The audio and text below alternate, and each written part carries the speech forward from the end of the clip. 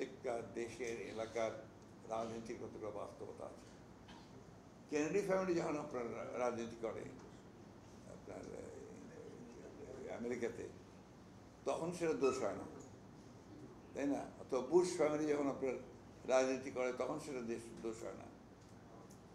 বাস্তবতাগুলো দেখুন, আমেরিকাতে বেশিরভাগ সিনেটররা ইলেক্টেড হয় বংশানুক্রমে, অনেকেরই আছে, দেখবেন আপনি একটা ছেলে হচ্ছে, তার ছেলে হচ্ছে, বাচ্চা হচ্ছে, সেখানে দোষ হয় না। আর বাংলাদেশে হলে দোষ হয়ে যায়। আর বাংলাদেশের বাস্তবতাটা কি? খালেদা জিয়া রহমান সবচেয়ে জনপ্রিয় নেতা, এটা অস্বীকার করতে উপায় নেই। আপনি দাঁড় করান তারেক রহমানের সামনে যে কোনো নেতাকে দাঁড় করান, এখন বর্তমানে যারা আছেন, আশেপাশেও যেতে পারবে না বলে আমি মনে করি।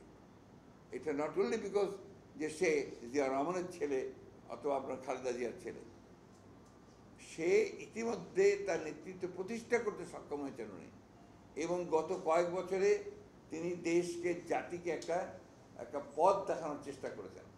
এই 31 দফাটা দিয়েই তো তিনি তার জায়গা করে নিয়েছেন, তাই না?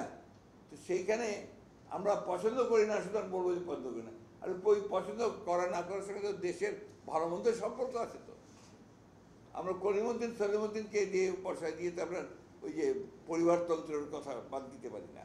ওই যে কৃষক সাদেক ছিল একজন কৃষক সাদেক, সে প্রেসিডেন্ট ইলেকশনে দাঁড়াতো, হ্যাঁ, তাই মনে আছে আপনার? সে আপনার একটা নিজে রিক্সার মধ্যে উঠে পোস্টার নিয়ে গিয়ে কাছে কাছে পোস্টার লাগে, সেই অবস্থা তো না। ব্যাপারটা হচ্ছে যে এখন আপনার আরেকটা ব্যাপার হচ্ছে কি, আপনাদের মিডিয়া তো আসলে ভীষণ ভাইব্রেন্ট, এবং আপনাদের মিডিয়া কিন্তু পাবলিক ওপিনিয়ন তৈরি করার ব্যাপারে সব সময়, সব ক্ষেত্রে, পৃথিবীর সবসময় একটা বড় ভূমিকা পালন করেছে। এখন এখানে সবচেয়ে বড় প্রবলেম দাঁড়িয়ে গেছে আপনার সোশ্যাল মিডিয়া। আপনাদের তো তবু কিছুটা এথিক্স আছে, কিছুটা জবাবদিহিতা আছে, আপনাদের জবাবদিহি করতে হয়। সোশ্যাল মিডিয়াতে কোনো জবাবদিহিতা নেই, জঘন্য ভাষায় কথাবার্তা বলা হচ্ছে। আপনি বলেন কোন এথিক্সে বলবেন যখন মির্জা আব্বাসকে বলা হয় শুয়োরের বাচ্চা? মিল্টন না কি আছে একটা, কি নাম ওটার, জ্যাকব মিল্টন, সে গালিগালাজ করছে, শুয়োরের বাচ্চা বলছে। এটা কোন এথিক্সে বলবেন? জার্নালিজমের, মিডিয়ার কোন এথিক্সে আপনারা বলবেন এটাকে, যেটা গ্রহণযোগ্য? আরেকজন আছেন বিখ্যাত মানুষ, না বলতে চাই না, যিনি সোশ্যাল মিডিয়া করে বিখ্যাত হয়ে গেছেন, তার মুখের ভাষা শুনলে তো আমার সন্দেহ হয় যে আমরা কোনো সভ্য দেশে বাস করছি কিনা। আমি জানি এই কথাটা এখন আমাকে গালিগালাজ শুনতে হবে, আমি জানি।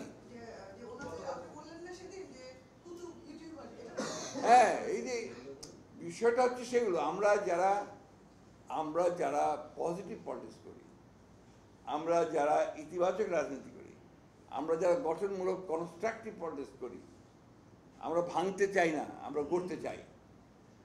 আমরা যারা সৃজনশীলতার রাজনীতি করি, আমরা শুধু ভেঙে দিতে চাই না। আজকে ভেঙে দিয়ে কোন দিকে নিয়ে যাচ্ছেন আপনারা? তারা কোন দিকে নিয়ে যাচ্ছে? পেছনে, ব্যাকওয়ার্ডনেস। তাদের কথাবার্তা শুনলে মনে হবে যে আমাকে সেই প্রাগৈতিহাসিক যুগে, মধ্যযুগে নিয়ে যাচ্ছে। আমি তো মধ্যযুগে যেতে চাই না ভাই, আমি আধুনিক যুগে, আধুনিক রাজনীতি, আধুনিক চিন্তা ভাবনার মধ্যে থাকতে চাই।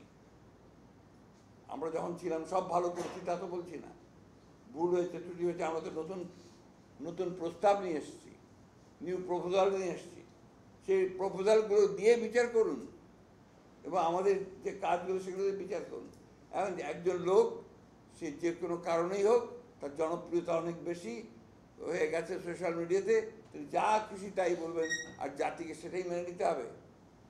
অ্যানার্কি, আমি তো তাদের কথার মধ্যে অ্যানার্কি খুঁজে পাই, নৈরাজ্য খুঁজে পাই। আমি জানি আরও বেশি গালিগালাজ করবে আমাকে, একটু নিয়ে আমি চিন্তা করি না। আমি আমার পথে সবসময় একক ছিলাম, নিষ্ঠাবান ছিলাম, আমি নিষ্ঠাবান থাকবো।